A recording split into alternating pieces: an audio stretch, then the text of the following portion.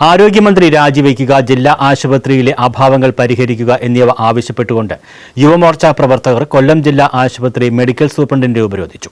മന്ത്രി വീണ ജോർജും അധികാരികളും കൊല്ലം ജില്ലാ ആശുപത്രിയെ ബോധപൂർവം തകർക്കുന്നുവെന്ന് പ്രണവ് താമരക്കുളം ആരോപിച്ചു.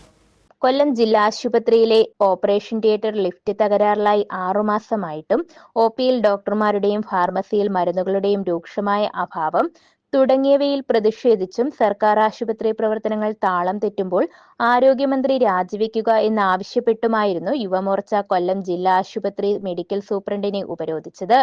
ജില്ലാ ആശുപത്രിയിൽ കഴിഞ്ഞ 6 മാസക്കാലമായി ഓപ്പറേഷൻ തിയേറ്ററിലേക്ക് രോഗികളെ കൊണ്ടുപോവുകയും ഓപ്പറേഷൻ കഴിഞ്ഞ് തിരികെ കൊണ്ടുപോവുകയും ചെയ്യുന്ന OT ലിഫ്റ്റ് ടെക്നിക്കൽ കാരണത്താൽ പ്രവർത്തനം നിലച്ചിട്ടും തകരാറ് പരിഹരിക്കാൻ സാധിച്ചിട്ടില്ല.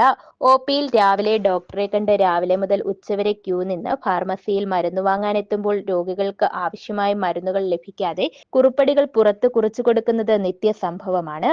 സ്വകാര്യ ആശുപത്രികളെ സഹായിക്കുവാൻ വേണ്ടി ജില്ലാ ആശുപത്രിയെ തകർക്കാൻ ശ്രമിക്കുന്ന സർക്കാരിന്റെയും വകുപ്പ് മന്ത്രിമാരുടെയും ബോധപൂർവമായിട്ടുള്ള ശ്രമമാണിതെന്നും യുവമോർച്ച കൊല്ലം ജില്ലാ പ്രസിഡന്റ് പ്രണവ് താമരക്കുളം ആരോപിച്ചു.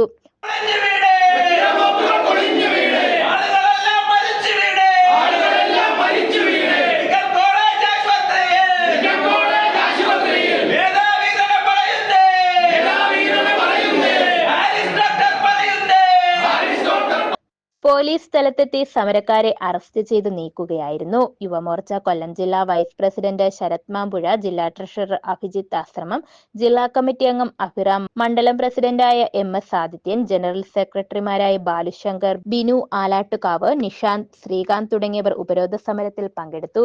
ന്യൂസ് ബ്യൂറോ, കൊല്ലം.